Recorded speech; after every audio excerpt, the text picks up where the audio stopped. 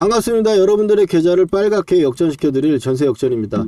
대우건설이 오늘 시장의 3% 하락에도 불구하고 급등주임에도 불구하고 또 이렇게 아랫꼬리를 달아주는 모습과 함께 최근에 나왔던 이 저점 수준을 지켜내는 엄청난 모습을 보여주고 있는 상황입니다. 다만 이제 우리가 중요하게 생각해야 되는 건 관리라는 부분들이 좀 필요해 보이는데, 왜 최근에 17,500원이라는 우리 구간에서 아래쪽으로 밀렸다 위쪽으로 밀렸다 해서 관리할 분들은 관리를 하시라고 좀 말씀을 좀 드렸고, 그리고 나서 이제 미칠 물량, 이 추세를 끝까지 가져가기 위한 물량은 우리가 유지선 기준점으로 놓고 봐야 되는데, 이 구간이 지금 이 아래 구간과 이걸 깨지는 걸 보고 판단하는 그 구간을 볼 때 이 폭이 넓지 않다. 그 말은 즉슨 엄청나게 강한 상승을 보여주고 있던 반면 최근에도 견조하게 버텨주면서 급락이 떨어지지 않았기 때문에 이런 식으로 빠지고 나서 하루 더 빠졌으면 닿아버리는 그런 구간에서도 버텨주다 보니까 좁아지는 거고, 지금 상황에서도 급등이 나왔지만 계속 그 자리에서 크게 이탈하지 않은 상태로 옆으로 움직여주니까 이게 따라 올라오고 있다.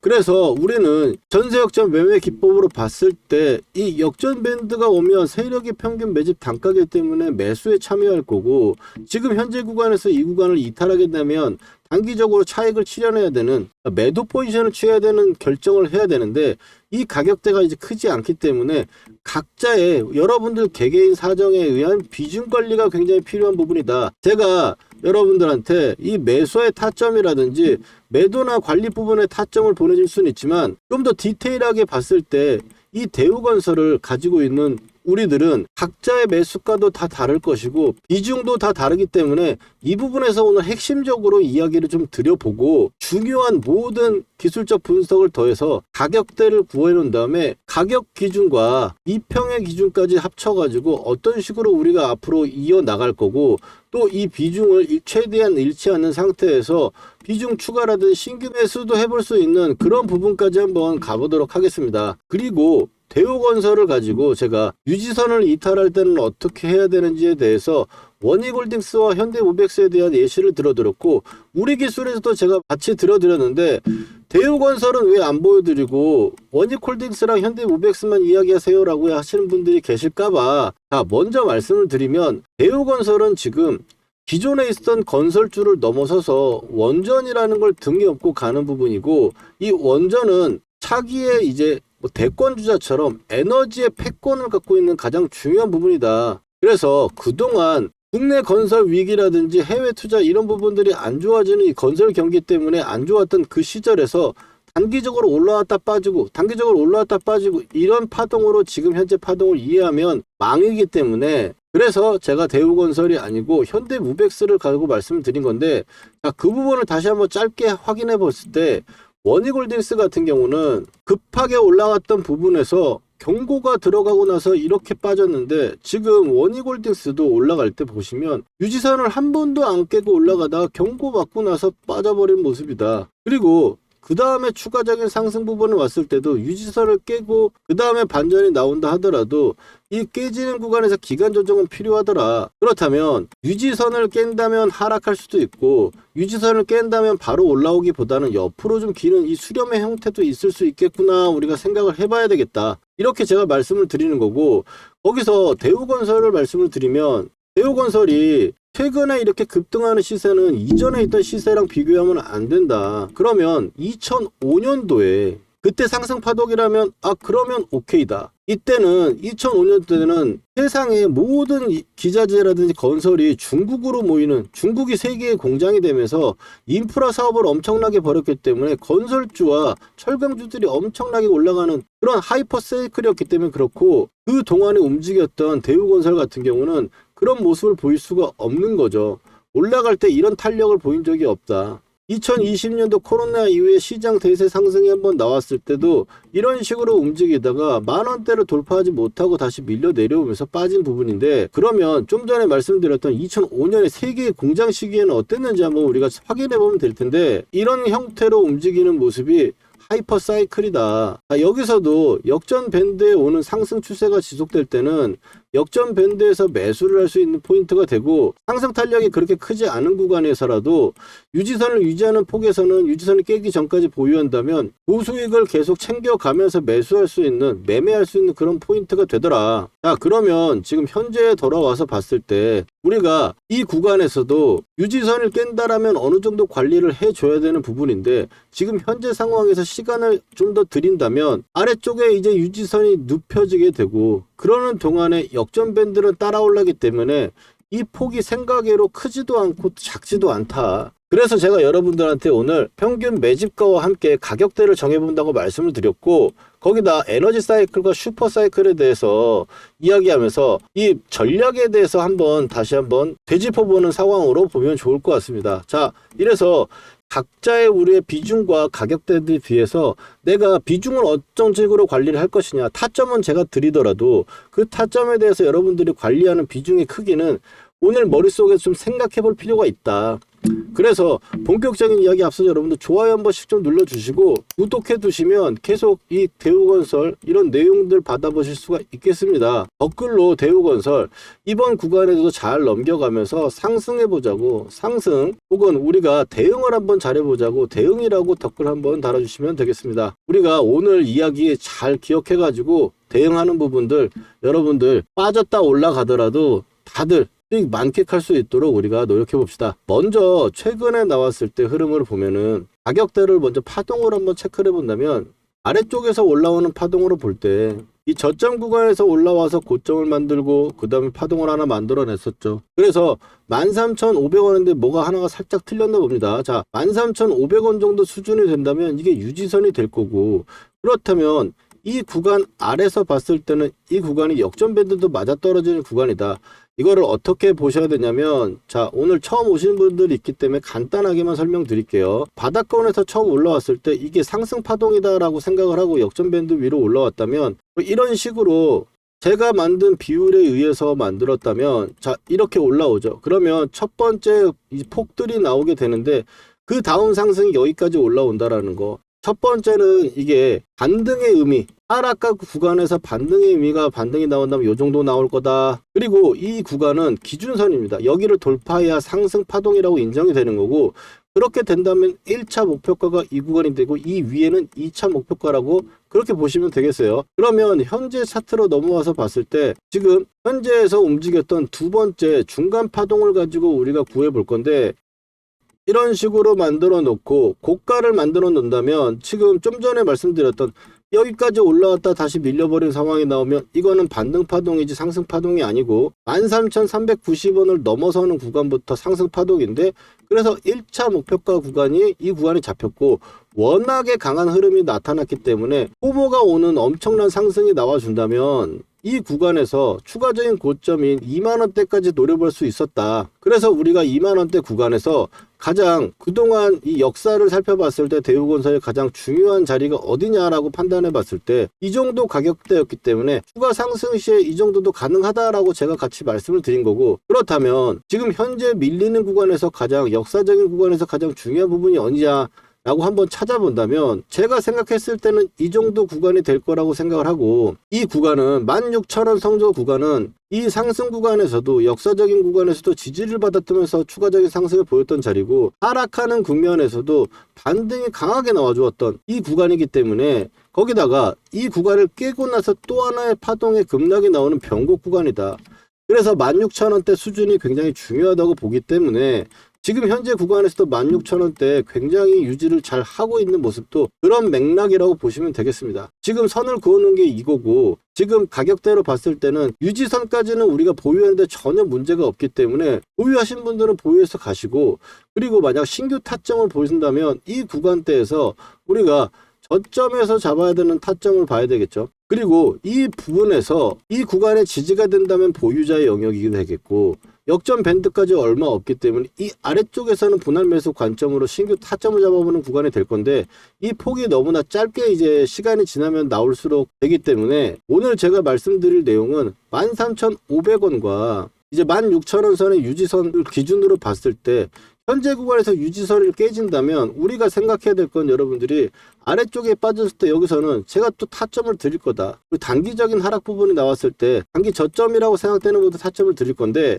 이 부분에서 앞으로 우리가 여러분들이 지금 같이 매수를 해서 가져온다 하더라도 비중도 각양각색일 것이며 단가도 각양각색일 것이다. 그래서 이 비중과 단가의 관리를 할 때 이 구간에서 제가 관리하실 분들은 관리하시라고 말씀을 드렸고, 우리가 두 번째로 이야기를 하면 하나는 유지선을 관점으로 대응을 하고 하나는 트레일링 스탑 가격으로 대응을 하는데, 트레일링 스탑이라고 하는 거는 올라갈 때마다 가격대가 빠지면 난 털어야지라고 올려주는 게 트레일링 스탑이죠. 그래서 17,500원 기준점으로 놓고 그 아래가 깨지다 보니 트레일링 스탑 관리를 한번 말씀드린 거고, 그렇다면 이제 남은 수량은 이 추세선 끝까지 안 깨면 가져가자라는 의미로 봤는데, 지금 이게 만약 깨진다 하더라도 다시 매수 타점이 되는 자리가 크게 차이 나지는 않는다. 그렇지만 또 작은 차이도 아니라는 거죠. 가격대로 본다면은 13,500원에서 11,000원대다 보니까 이게 또 10% 정도 된다. 그러면 여기서 선제적인 대응을 할 것이냐,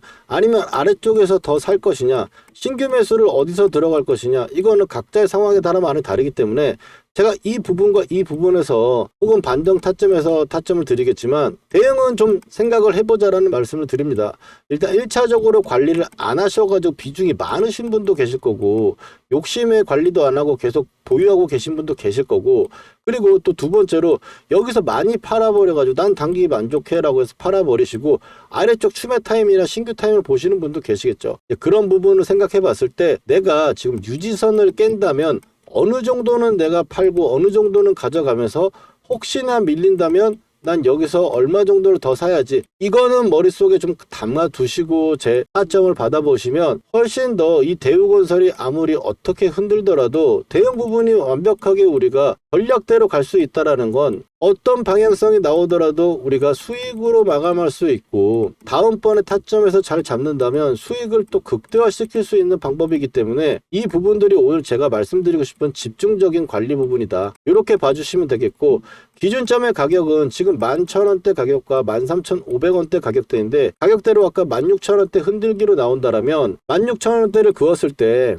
위로 3,000원 정도 차이고 아래로 3,000원 정도 만약 흔든다고 봤을 때는 이 아래쪽 구간에 온다라면 매수 타점으로 12,000원대 정도 위아래로 볼 수 있겠다. 거기서 또 이런 모양새라고 그랬죠. 쌍바닥에 나오는 패턴 중에서는 이런 모양새가 나오는 이 타점에서 제가 문자를 보내드릴 겁니다. 그래서 제가 구독자분들한테 말씀을 드리는 거는 타점은 보내드리더라도 비중 관리라는 부분에 대해서 생각을 해보자라는 말씀. 그래서 여기서 비중이 많다, 관리를 안 했다 하시는 분들은 만약에 이탈이 나온다면 좀 관리하시고 좀 다시 잡아보는 게 좋겠고, 많이 파신 분들은 그냥 기다렸다가 올라가면 내비두더라도 빠지게 되면은 추매 타점을 좀 잘 잡아보는 게 좋겠죠. 이렇게 대우건설 함께 매매하면서 공부를 하고 있고, 매수할 때 제가 매수하자고 말씀드리고 또 이런 관리 영상과 매도할 때 매도 타점 드리니까 구독자가 되셔가지고 영상 계속 확인해 주시고, 그리고 이 타점들 제가 문자로 보내드리고 있습니다. 문자 혹시 타점 받아가지고 이런 급변동이라든지 움직일 때 정확한 타이밍에서 타점을 한번 받아보시고 싶으신 분들은 아래 전화번호 010-4407-6279로 역전이라고 휴대폰 문자 메시지로 저한테 두 글자만 보내주시면 제가 여러분들의 이제 전화번호를 아니까 문자를 제가 보내드릴 수 있겠죠.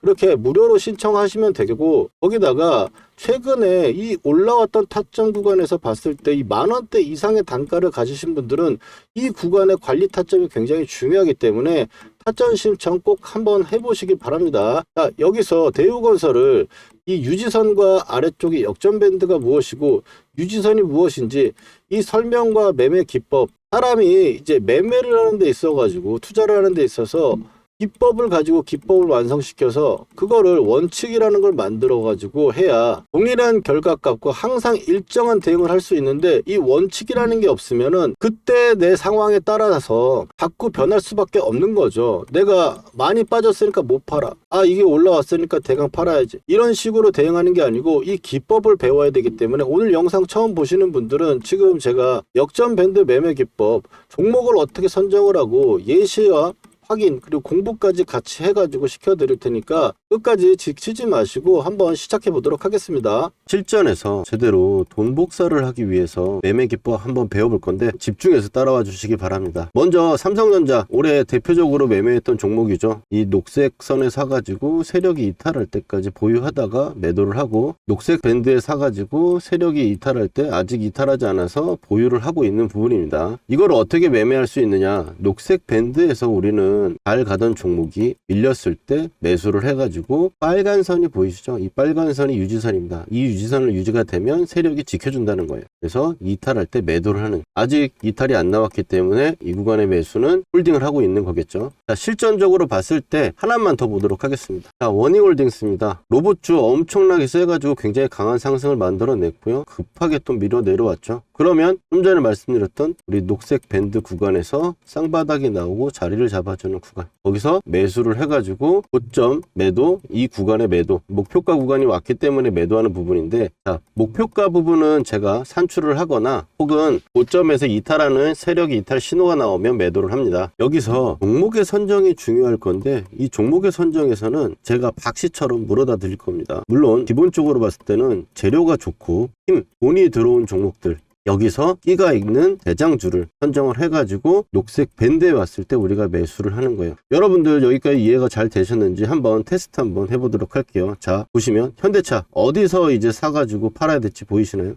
그 다음에 레인보우 로보틱스, 가장 시장의 대장주를 여러분들 테스트를 한번 해보는 겁니다. 어디서 이제 사야 될지 눈에 보이셨나요? 그렇다면 여러분들 매매 기법의 전수는 끝났습니다. 근데 여기서 우리가 멈추면 안 되겠죠. 팩트 체크를 해야 되는 건데, 제가 최근에 올려드렸던 종목들, 말씀드렸던 종목들을 가지고 검증이라는 걸 해보겠습니다. 먼저 첫 번째로 이제 큐렉소, 인공관절 로봇으로 인해 가지고 상승을 할 거다라고 말씀을 드렸고, 지금 현재 2750원, 역전 밴드를 보시면 12,000원대가 왔죠. 보시면 매수를 해야 될 거라고 이야기를 했습니다. 12,300원 정도 수준이었고요. 그 다음에 퓨렉소 같은 경우는 2750원하고 22,000, 이 정도 구간대가 2차 목표가로 보고 간다 그랬어요. 영상에서 확인하신 대로 볼 수 있겠죠. 그 다음에는 이제 포스코 DX입니다. 포스코 DX 같은 경우 너무 포스코가 안 갔다, 근데 이제 여러분들 고생 끝이 아니겠냐라고 말씀을 드렸고, 그 다음번에 위에 1차 하한가에서 한 주도 팔지 않는 이유에 대해서 이야기를 드리면서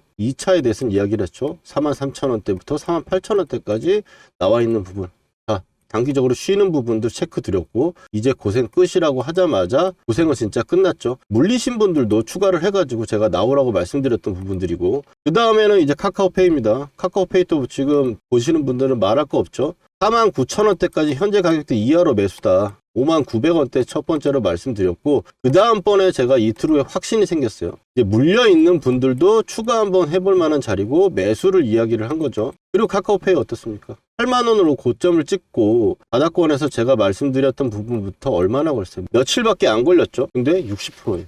여기다 더 기적적인 거, 저는 8만원대까지 보고 있다. 오늘 8만원 딱 찍어주고 밀렸죠. 이게 그냥 나오는 수치들이 아니다. 그리고 마지막으로 효성 TNC 보시면, 효성 TNC 제가 이거를 포스코 DX 주가 전망에 마지막에 핵심 추천주로 제가 드렸어요. 핵심 추천주로 드렸는데 24만원대 정도 가격대 구간이고, 지금 올라오면서 제가 목표가를 얘기했죠. 44만원대. 왜? 마디가 지금 그렇게 이야기를 하고 있으니까. 근데 효성 TNC 그럼 확인해 봅시다. 자, 어느 정도 여러분들 신뢰가 갈 수 있는 느낌 아닙니까? 효성 TNC도 아무도 안 쳐다볼 때 여러분들 타점 말씀드리고 매수한 거 목표가에 매도 타점까지 잡아드렸어요. 거짓으로 할 수 없는 영상 올려드린 거 가지고 지금 검증을 하고 있는 거고요. 그리고 세력이 매집 거래량이 들어왔을 때 표시하는 부분들 가지고 매매를 하게 되면, 이 세력이 매집을 이제 시작했는데 내가 들어가면 나도 언제 갈지 몰라요. 그렇지만 밴드로 설정한 매집 타점, 이런 부분들로 봤을 때는 올라갔을 때 단기간에 엄청나게 올라간다. 지금 종목들 60에서 80% 올라가는 거잖아요. 이런 좋은 타점들 우리가 놓치면 너무 아깝지 않습니까? 이런 타점들 꼭 받아보셔야겠죠. 구독자분들은 제가 지금 받고 계신데, 영상으로 제가 타점을 말하기에는 시간적 차이가 있다 보니까 영상 제작 전에 제가 구독자분들께 중요한 타점에 지금 사보자, 문자를 먼저 보내드리고, 팔아야 되는 시그널에도 매도해보자고 우리 구독자분들 먼저 드릴 거니까요. 아직 좋아요와 구독 안 해주신 분들은 해주시고 타점 받아가 보세요. 주식으로 수익 났다고 자랑하실 수 있게 만들어 드릴게요. 그리고 오늘 처음 보시는 분들은 타점 필요하신 분들은 010-4407-6279로 여러분 간단하게 역전이라고 문자 2글자만 보내주시면 신청 끝입니다. 당연히 돈 드는 거 아니고 100% 무료예요. 전세 역전의 이름과 채널도 이제 커질 건데요. 전세 역전을 만난 게 행운이었다 느끼시게 되면 제 영상 도움된다고 주위에 소개도 많이 시켜주시고요. 좋아요 열심히 눌러주세요. 그러면 저는 기쁜 마음으로 최선을 다해 종목을 분석해 드리겠습니다.